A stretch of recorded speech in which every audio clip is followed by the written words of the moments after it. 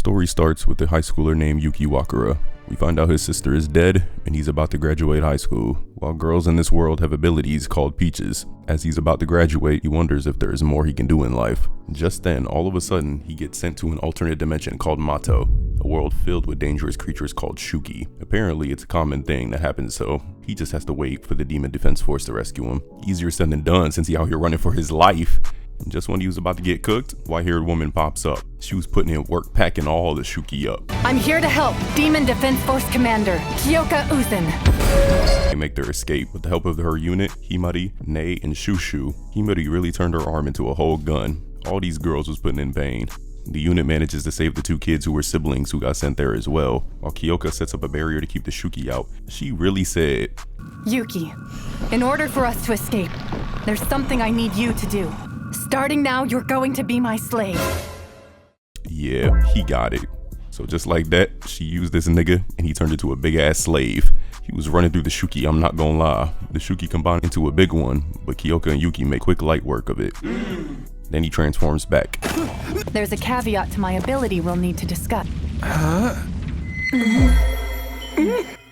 Just like that. The price of my ability. As the master, I must compensate my slave with a reward befitting their work each time they carry out a task. A reward? My reward is a kiss? Nah, she for real starts tonguing him down. This is all the first episode still, by the way. Afterwards, she tells Yuki her goal is to become Supreme Commander of the Demon Defense Force and exterminate the Shuki for good. Kyoka asks him to work for her, and he agrees so he can avenge his big sis and not work a boring ass 9 to 5. Fairs. She takes him to their dorm and introduces him as the new caretaker to the rest of the squad. Yeah, they was putting his ass to work. And then we find out Nate is 11 years old. Crazy he got to take orders from a literal child, and they welcome him home to the 7th Squadron. Nei explains that Mato is actually as big as the entire city of Tokyo, and that 8 squads patrol it. He was cooking for them and everything. Later on, Yuki caught Himari washing up. Shushu caught his freak ass using her ability to change her size, blackmailing him to become her slave. Oh lord. Later on, Nei lets Yuki know that Kyoka, her, and Himari will be leaving to attend a meeting, so he will be alone with Shushu. While massaging her, he finds out she has 2 older sisters, and she went to an all-girls school, so she never talked to guys before. Then she challenges him to a video game. The loser has to strip. Ain't know we was playing that kind of game. Yuki accepts and says he will force her to delete the photos and apologize. Sadly, Shushu wins with ease and uses her peach ability to take Yuki's clothes off to see his dick. What if I start feeling frisky? It's not safe for you, Shushu. You could get hurt. That's what you were worried about? How adorable! I'll be just fine. I would never let a man take advantage of me. It's so teeny-weeny and adorable! That's hilarious! Suddenly, a group of Shuki attacks the dorm, and Shushu can only fight them for a while before the effects of her ability wear off. To help her, Yuki begins touching and licking Kyoka's boot to trigger a partial transformation. I can't believe I just saw that shit. And he destroys the largest Shuki in the dorm and saves Shushu, landing right in between her titties. Why does she look like she like it? He was butt naked now and he was brick too? It's kind of impressive, actually. Sometime later, Kyoka penalizes Shushu for her recklessness by sentencing her to help Yuki with his housekeeping duties. Shushu continues teasing him and taking photos of him, as well as revealing to us she has feelings for him now. Flashing his meat was really all it took. Meanwhile, a mysterious female Shuki attacks a squad of MDF forces soldiers and detects the presence of Yuki within Mato. Nah, why she pull up like that? After going to the human realm and doing paperwork at the MDF's headquarters, Kyoka pulls up in normal clothes. Hold on. She tells Yuki her reasons for joining the MDF. Back when she was a child, her family and entire hometown were destroyed by a mysterious one-horned Shuki that Kyoka has called the Unicorn. Since then, she has promised to hunt down the Unicorn and avenge the loved ones she lost. Before returning to Mato, Yuki convinces Kyoka to visit a cafe and enjoy the chance to relax. Once they return to Mato, Kyoka goes to change, and she has Yuki come with her. So, Start by helping me take these off. is this my reward from your ability? And what the hell else could it possibly be? Oh yeah, that's a good point! We're deep in fetish territory. It's exactly what you think. You damn pervert. The 7th Squad is deployed to intercept a group of Shuki. When they arrive, the unicorn appears, which pisses Kyoka off. That motherfucker was moving with someone on its back, the same girl from earlier. She sends Himari flying, but Kyoka knocks her back. The woman starts talking about how she's looking for her brother during the fight, and I'm like, ain't no way, right? After she knocks Kyoka back, she grabs Yuki and they seem to recognize each other, but is forced to retreat when Kyoka attacks the unicorn. Upon watching Yuki trying to save Himari and Shushu, Kyoka realizes that the lives of their comrades are more important than her own need for revenge and orders a retreat. They return to the dorm. Yuki and Kyoka begin to suspect that the woman, Shuki, might be Yuki's sister, even though a human has never turned into a Shuki before. This is all while receiving his reward, by the way. Don't ask. It's weird how excited you seem about getting stepped on. I mean, the view is nice from down here. God damn it. We got to see the woman Shuki from earlier, named Aoba, with 2 more of her kind. While Yuki is taking his bath, Shushu was washing his back, and he ain't think she was actually naked, and turned around and saw straight boobs. He stumbled upon Himari too? Yeah, GG's. The 7th squad is visited by Tenka Izumo, commander of the 6th squad, and Yachiho, her second in command and Himari's older sister. Tenka was on Yuki's body. Because Shuki attacks have become more frequent in the recent appearance of the humanoid Shuki, Kyoka suggests an exhibition match between the squads as a form of training. Himari, anxious to beat Yachiho, asks Kyoka for permission to use Yuki as her slave in her match, and Kyoka agrees. She explains her ability is called learning. Her ability allows her to copy other people's abilities, including Kyoka's. With Himari as his master, Yuki unlocks a new slave form that enhances his speed but reduces his strength, while Himari learns that whenever she uses Yuki as her slave, she will have to give him pleasure the same way Kyoka does, which his reward this time was pussy and mouth. Nice. As they continue, Himari reveals that her family, the Azumas, is filled with highly prestigious members and overachievers like Yachiho. Himari constantly tried to live up to her family's reputation, but she came up short and always got teased for it, especially from Yachiho. She explains that Yachiho's ability allows her to stop and rewind time. Well, we're screwed. Took the words right out of my mouth. To make up for his reduced strength, Yuki learns to concentrate his strength in a single body part. Like, oh yeah, and she has to ride him so he can have more power. It definitely worked, and his reward was straight titties. Yeah, that brother's starving. It was finally the day of the match. Gina Bizin of the 10th squad was the ref for the match. Once the match begins, Yuki lands a hit on Yachiho and she immediately uses her ability to rewind time. Luckily, Yuki and Himari planned for it. Before the match, Himari asks Sahara if Yachiho did any training and basically said she ain't do shit to prepare. Yachiho pulls out a modified gun able to be used in Mato, but before she could freeze time, Yuki fries her shit. She's able to rewind again though. She tries to attack sooner, but they was not there and went out of range. Yuki runs across the battlefield to trick Yachiho into constantly using her ability and exhausting herself. Once they are outside the range of Yachiho's ability, Himari tells Yuki to attack her, while Yachiho is vulnerable. However, Yachiho stops time for 10 seconds and increases her distance. She shoots Yuki and Himari, hitting them both. It was looking GG's, but Yuki inspires Himari to keep fighting. Together, they trick Yachiho into leaving herself open to a gunshot from Himari, who's declared the winner. After the match, Yachiho admits Himari's gotten stronger and will be nicer to her, and asks her to join the family again. Himari says she already has a new home with the 7th Squadron. Yuki and Himari go to the kitchen to relax, but the price of using Yuki as a slave causes her to kiss him. Ooh-wee. Because of you, I was able to beat her. I couldn't have done it without you. I appreciate it. Himari. I want you to know that I'm not just saying that as part of your reward. I really mean it. Bro, this reward was wicked. She biting his lip and using tongue. Even Shushu ended up witnessing it. The next match was between Sahara and Shushu. Meanwhile, mysterious figures watch the exhibition match from a distance. The match between Shushu and Sahara begins. Both good at close combat. Shushu wanted to impress Yuki, attempts to beat Sahara without using her ability. And they was going at it, throwing out the suplex too? Eventually, Sahara said fuck this and said it's time to use abilities.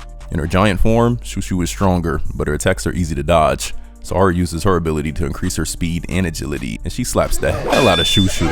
She throws rocks at Shushu and punches her right in the gut. Shushu starts thinking about Yuki and starts to lock in. Shushu lands on top of Sahara. She tries to push her off, but she gets grabbed and slammed into the ground unconscious. This triggers a secondary ability of Sahara. If she gets knocked unconscious, her body will move on instinct and attack friends and foes alike. Zenitsu, is that you? With this new power, Sahara beats Shushu with ease. Shushu titties end up being out, and she ends up heartbroken that she did not impress Yuki like Himari did. Yuki attempts to console her, and Shushu uses the opportunity to steal a kiss from him. Oh, she really want this nigga. After the match, Nei spots the mysterious humanoids from earlier. They end up getting attacked by an army of Shuki, led by a humanoid. Tenka takes the non-combatants back to the dorm. Shushu and Yuki arrive back on the battlefield as well. Himari tries attacking the humanoid, but Yachiho protects her in time. Kyoka and Himari enslave Yuki at the same time, and Yuki unlocks a new slave form, unleashing a howling blast. With Nei's help, Tenka finds out about the other two humanoids. While taking on the one alone, Yachiho is left injured, but Tenka, having already obliterated a huge portion of the Shuki army, rescues her and prepares to fight the humanoid named Reiren on her own. The reports revealed the existence of 2 more officer-level humanoids. But first, I would like to start by eliminating you. The 6th and 7th squadrons continue fighting against the Shuki army. Reiren attacks first, but Tenka comes from behind, trying to kick its head off. Tenka dodges the next 2 attacks, and finally lands some damage on it.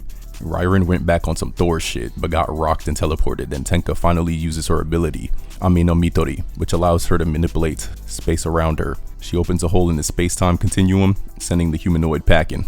With the Shuki army defeated, the 6 and 7 squads agree to call off the exhibition match and investigate the humanoid Shuki that led the attack. Having used Yuki as their slave at the same time, Kyoka and Himari have to reward him. The reward he wanted this time is just for them to scrub him in the hot spring, which is surprisingly more tame than the other rewards so far. I'm not even gonna ask why Tenka is watching him sleep. Sometime later, Yuki, Kyoka, and Himari visit the 6 squad's dorm so that Kyoka and Tenka can plan their next move. Yuki does the 6 squad's laundry and sees Yachiho's room. She has nothing but Himari's pictures on her walls. I'm not even gonna ask. Then he gets trapped by Sahara while trying to give her a blanket. And though I wished for escape, I was unable to escape. So, eventually, I stopped thinking and gave in. Afterwards, the two help out with Himari and Yachiho grow closer. During their meeting, Tenka is uncertain if she defeated Reiren. We then find out Reiren got saved by the other humanoid Shuki named Shikoku. Since the 6 and 7 squads proved stronger than she anticipated, Shikoku believes that all 8 of the humanoids should join forces together to fight the MDF. At the end of the meeting, Tenka asks Kyoka if she can keep Yuki. Tenka attempts to convince Kyoka and says that she can recommend Kyoka to the position of Supreme Commander, but Kyoka declines the offer because she wants to ascend to the position her own way. Later on, Tenka teleports into Yuki's room and tells him she wants him to be her boyfriend and wastes no time kissing him. My heart won't stop racing. I've never felt anything like this before. Straight up seducing him, only to be caught by Shushu. The next day, Kyoka tries to test new transformations for Yuki, with Nei and Shushu volunteering. With Nei as his master, Yuki obtains X-ray vision and enhanced hearing, and Kyoka decides to reserve that form for scouting. His reward from her was a kiss on the cheek, very wholesome. With Shushu as his master, Yuki's strength increases at the cost of his speed and mobility, and Kyoka decides that form is useless, and Shushu patches him up as the reward. Had her sad as fuck. Nei then prepares to go to school. Yuki offers to go with her, and Nei reveals why she joined the MDF, to find her parents who disappeared in a Mato mishap. Kyoka and Tenka have a conversation about the recent attacks by humanoid Shuki, and decides to gather all commanders to discuss their next move. After Yuki gets teases by Tenka, an army of modified Shuki attacks the 7 squad's territory. Listen, I know I said that I wouldn't interfere in your personal life, but I'm taking it back. Huh? There will be no more fawning over another squad's commander! At the end of the day, you are my slave! Got it! Kyoka definitely meant that shit, as they was putting in work with no trouble at all. Shikoku, having modified the Shuki, observed the battle from a distance and becomes more interested in humans. After watching them, Tenka just wants Yuki more. Little slave, you truly are a slave at heart, aren't you? It only makes me want you more. I don't think my personal life is going to be as dull from now on. Then we see Yuki's reward from Kyoka. Okay, my boy, I see you. Yuki has become a respected member of the 7th squad. Suddenly, Nei gets a vision of a human under attack by Shuki, and the 7th squad deploys the defender. Once they reach the human, she reveals herself to be another humanoid named Coco. Soon, Aoba pulls up as well, fighting Shushu, which leads her to end up kidnapping Yuki.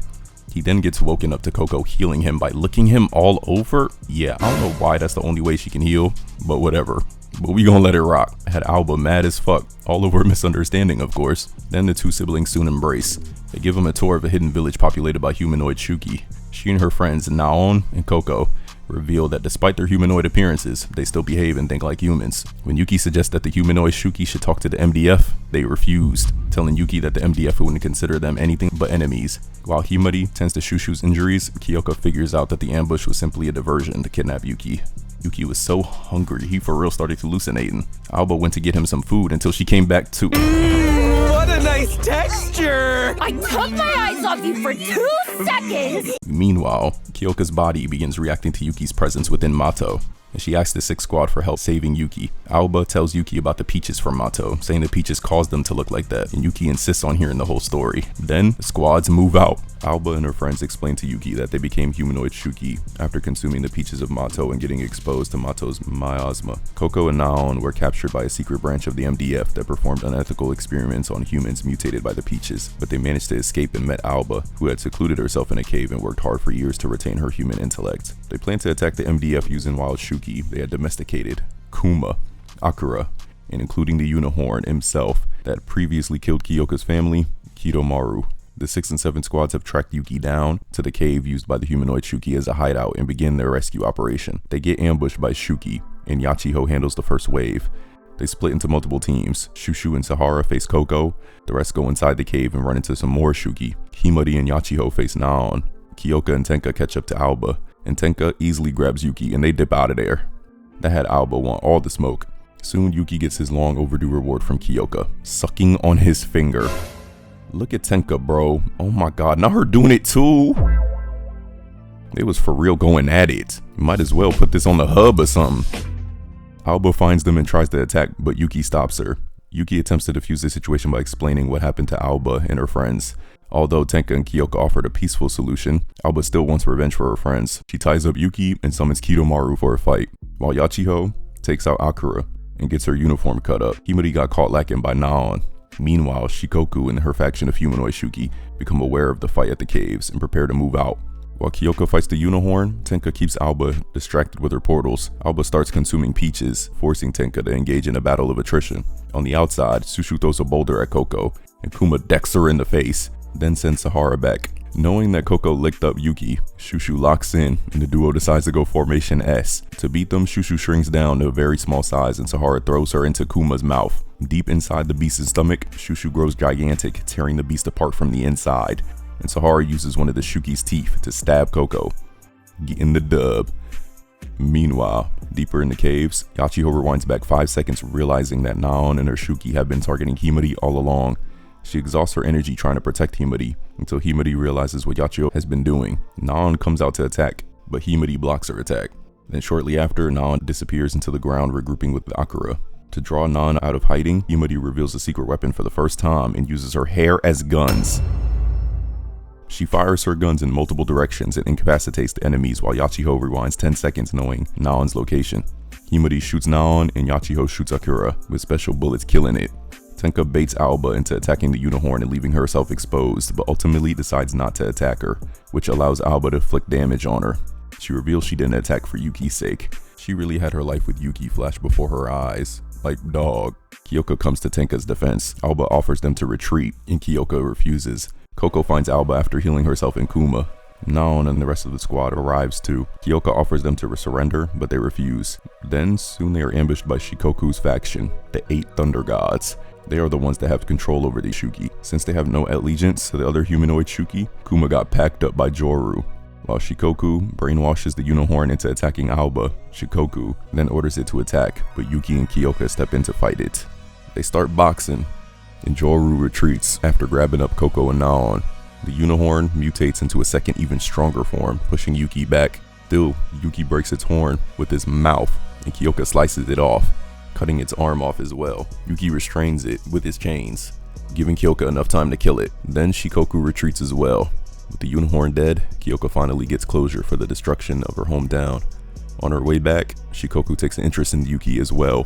While Tenka evacuates the injured back to the MDF's headquarters, Kyoka promises Aoba that she will become Supreme Commander of the MDF, so that victims like Aoba will no longer suffer prosecution from the Onmyo Bureau, the secret organization that conducted a legal experiment on Shuki. Aoba decides that she and her fellow humanoid Shuki will stay hidden and avoid detection from Yamashiro, the Demon Defense Force's current Supreme Commander and Chief of the 10th Unit. Once they get back, it's time for Yuki's reward. Oh my lord, Kyoka. His reward this time is sleeping in bed with her. Too bad he couldn't sleep, so Kyoka put this man in the walls of Jericho, punishing him for disobeying orders, getting himself captured, then puts him in a headlock. The fact that I'm okay with this is a little concerning. Shikoku takes Koko and Nao into her fortress and feeds them to a mysterious beast. Man, what the fuck did I just see? Back at the 7th Squad's dorm, the squad celebrate their victory with a party. Then later we find out Yuki's new motivation to fight is to cure his sister. The next morning, Yuki gets waken up to Tenka. Yeah, I ain't gonna lie, she fine as shit. Then Kyoka walks in on him. Seriously? Given your recent absence, don't you have paperwork to catch up on? How right you are. We'll get back to this at a later date, okay, Yuki? Honestly. What? No! Tenka was just dropping by to say hello, I swear! That honestly was meant for you! Huh? Evidently, you still don't understand who your master is. You need discipline. Brace yourself. Huh? Please, please, please, please, I surrender! Later on, Himari starts training with Yuki to get stronger, while Shushu is still delusional for his ass. Nei senses more Shuki and the 7th Squad heads out on their way, putting belt to ass. Aoba watches from a distance while vowing to find Koko and Naon.